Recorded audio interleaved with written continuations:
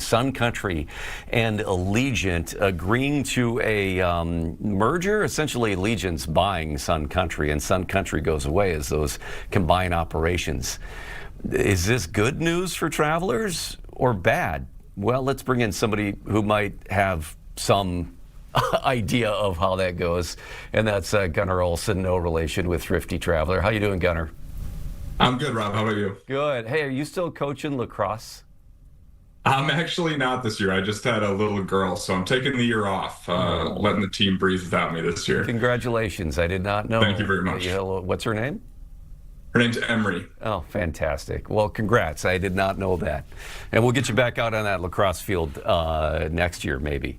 We'll see. Yeah, hope so. All right. Well, that being said, let's talk about this this deal, $1.5 billion deal from Allegiant to buy Sun Country Airlines. So a long-standing Minnesota airline going away in the sense that it's being absorbed and will be part of something else. What does this mean for travelers? Yeah, I mean, well, first of all, it's kind of sad to kind of lose a hometown airline like this. You know, we've now lost 2 U.S. airlines in 2 weeks, which we haven't seen that in a very long time. And, you know, Sun Country has very Minnesotan roots. It was founded by a group of pilots and flight attendants who were based here from the old Braniff Airlines. And so they created this airline from nothing, really made it into a hometown airline. Over time, of course, bought by a private equity firm in 2017 and turned into what we know it as now, which is an ultra low cost carrier. But when an airline goes away or when an airline is kind of consolidated into another airline like it is right now, it almost always historically means higher fares and fewer flights. Allegiant swears that's not what's happening here. They swear that this merger is going to bring more options for Minnesota travelers. You can just color me skeptical of that claim.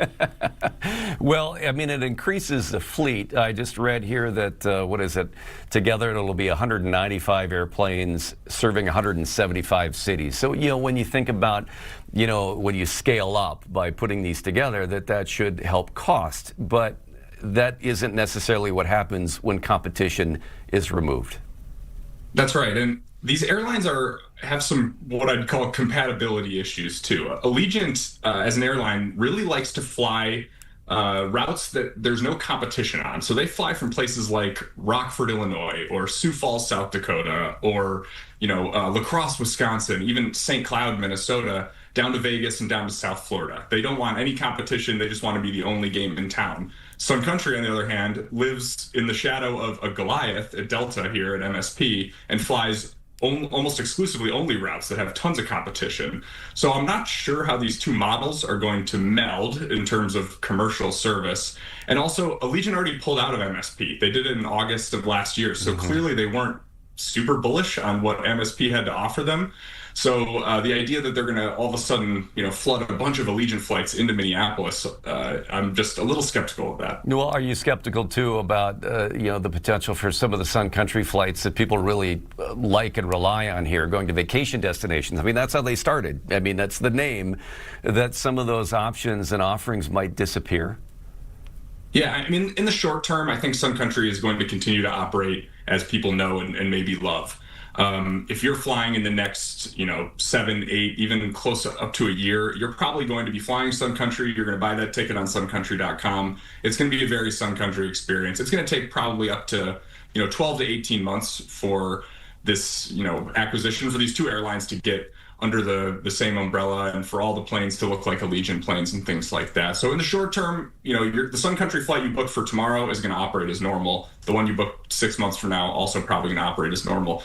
But long term, I am worried about what happens to some of those routes. Allegiant did say today that they are going to add some more routes from MSP. I don't know what that means for the entirety of the system, though. I think they're going to connect to maybe some of their focus airports like Las Vegas and do things like that. But I'm not sure what it means for every single Sun Country route down to the Caribbean. Yeah, I mean, it's hard to predict that in the crystal ball, but I mean, that was always the nice thing, at least historically with Sun Country, is that this was, you wanted to go on vacation somewhere and do it affordably.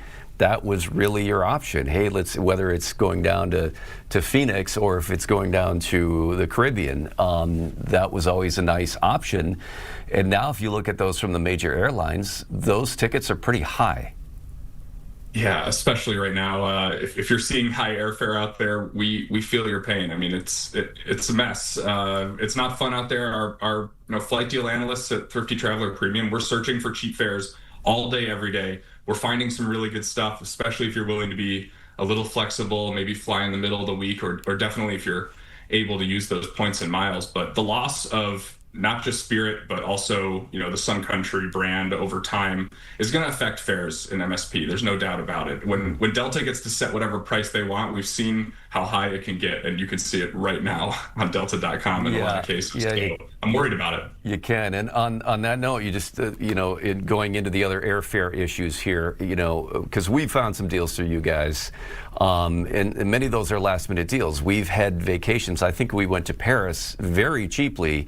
But it was one where it's like, here's a deal. It's now, the flight is in 3 weeks from now or a month or whatever. I mean, it's the last minute stuff.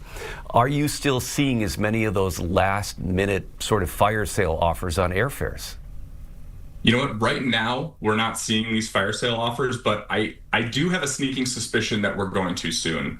We've seen reports over and over again that planes are going out empty right now. Maybe it's because those fares are so high and some travelers they're choosing the couch, right? They're not going to take the vacation. They'll get it again next time when airfare goes down.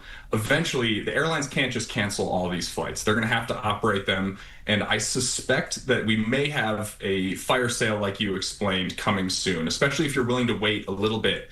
If you're willing to wait until June rolls around to get a really cheap fare in August, I'm wondering if that's on the horizon for us, because the airlines don't want to be flying empty planes around, especially with the cost of jet fuel so high. No, not at all. Yeah, our Paris round trip, I think, was $325. But again, that's rather than plan ahead, this is where we're going to go. It's, here's a really good deal. We're going to Paris next month, planning type of vacation. And those are always fun to do, but I want those days to come back. So that's great advice. Honestly, follow the deal to where you go. I know a lot of people, they want to go to Phoenix and see grandma, or they have this, perfect trip in mind. But if you just let the airfare guide you, you'll be shocked at how much further your dollar can go, the kind of new places you can explore. I mean, this is the kind of next level of travel that we're always encouraging people to do. Just follow the deal. Follow the deal. That's what we always do. Gunnar, thanks so much. Appreciate it.